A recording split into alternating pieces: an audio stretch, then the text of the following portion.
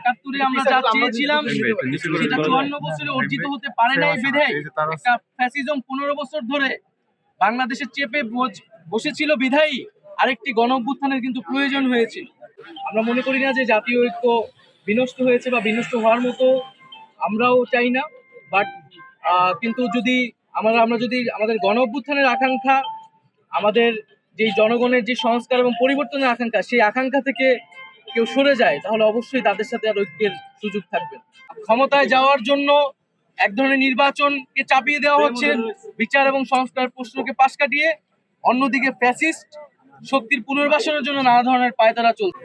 71 একটু পিছাইতে হবে, আপনার আলাদা কিছু নয়, বরং 24-এর গণঅভ্যুত্থানের মধ্য দিয়ে 71-এর যে স্পিরিট সেটি পুনর্জীবিত হয়েছে। 71-এ আমরা যা চেয়েছিলাম সেটা 54 বছরে অর্জিত হতে পারে নাই বিধায় একটা ফ্যাসিজম 15 বছর ধরে বাংলাদেশে চেপে বসেছিল বিধায়ী আরেকটি গণ অভ্যুত্থানের কিন্তু প্রয়োজন হয়েছিল। এবং আমরা মনে করি তারা 24-এর গণ অভ্যুত্থানকে, এই যে ছাত্র জনতার বিজয়কে প্রকৃতভাবে উপলব্ধি করতে পারেনি। এই যে নতুন তরুণরা নেমে এসেছে, নতুন সময়ের যে বার্তা, সেই সময়ের বার্তাকে তারা ধারণ করতে পারছে না। এবং আমরা মনে করি যে বাংলাদেশে বর্তমানে আমাদের জাতীয় নাগরিক পার্টির যে দাবি, বিচার সংস্কার এবং গণপরিষদ নির্বাচন, আমরা মনে করি সেই পথে গেলেই জাতির একটি উত্তরণ ঘটবে গণতন্ত্রের পথে। সংস্কার এবং বিচারবিহীন যদি নির্বাচন দেওয়া হয় এবং কেবল কোনো একটি দলকে ক্ষমতায় বসানোর জন্য যদি নির্বাচন চাপিয়ে দেওয়া হয় সংস্কার এবং বিচার ছাড়া, তাহলে তা অবশ্যই মেনে নেওয়া হবে না। এবং আমরা দেখতে পাচ্ছি যে পুরনো সংবিধান এবং পুরনো বন্দোবস্ত এবং ব্যবস্থাকে আঁকড়ে ধরে রাখার চেষ্টা করা হচ্ছে। এবং আমরা মনে করি যে 24-এর গণ অভ্যুত্থান এবং আমাদের যে 71-এর সংগ্রাম, আমাদের 47-এর আজাদীর লড়াই, সবকিছুর ভিতর দিয়ে আমরা যে স্বাধীন, সার্বভৌম, মানবিক মর্যাদা সম্পন্ন রাষ্ট্র পেতে দিয়েছিলাম, তার একটি সুযোগ এবং সম্ভাবনা আমাদের গণ অভ্যুত্থানের পরে তৈরি হয়েছে। আমরা কেবল ক্ষমতার লোভে ক্ষমতায় যাওয়ার জন্যই যাতে সেই সকল সম্ভাবনাকে নষ্ট করে না দেই। এবং আমরা দেখতে পাচ্ছি যে একদিকে ক্ষমতায় যাওয়ার জন্য এক ধরনের নির্বাচনকে চাপিয়ে দেওয়া হচ্ছে, বিচার এবং সংস্কার প্রশ্নকে পাশ কাটিয়ে। অন্যদিকে ফ্যাসিস্ট শক্তির পুনর্বাসনের জন্য নানা ধরনের পায়তারা চলছে। মনে করি এই সবকিছুকেই প্রতিহত করবে জাতীয় নাগরিক পার্টি। ঠিক 24-এর গণ অভ্যুত্থানের আকাঙ্ক্ষা নিয়েই আমরা এগিয়ে যেতে চাই। পরস্পর বিরোধী নয়, আমরা সেই ধারাবাহিকতাতেই আছি।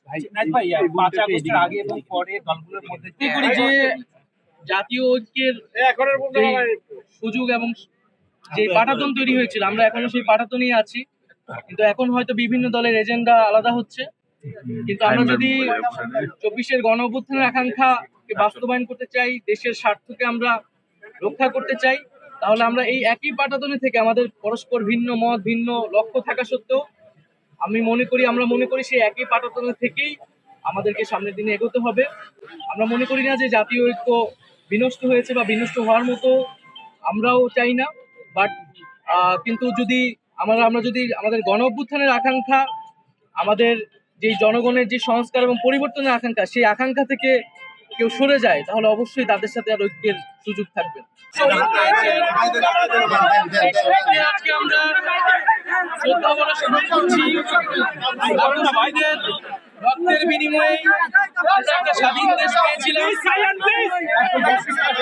এই বাংলাদেশের মানুষ ইতিহাসের বিভিন্ন পর্যায়ে রক্ত দিয়েছে, জীবন দিয়েছে স্বাধীনতা অর্জনের জন্য, গণতন্ত্রের জন্য, ন্যায় বিচার এবং অধিকারের জন্য।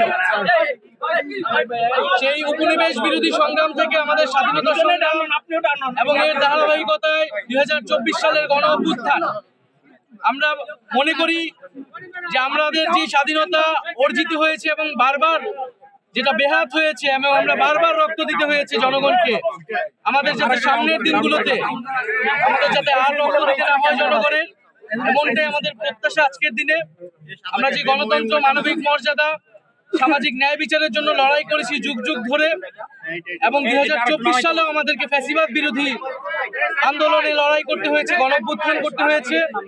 আমরা চাই একটি গণতান্ত্রিক রাষ্ট্র ব্যবস্থা বিনির্মাণের মাধ্যমে এবং আমাদের যে শাসন কাঠামো, আমাদের যে গণতান্ত্রিক প্রতিষ্ঠানগুলো, সেগুলো আবার সংস্কারের মাধ্যমে পুনর্গঠন করে একটি গণতান্ত্রিক রাষ্ট্র তৈরি করতে, যেখানে মানুষের ন্যায় বিচার নিশ্চিত হবে এবং মানুষকে বারবার আর রাস্তায় নামতে হবে না রক্ত দিতে।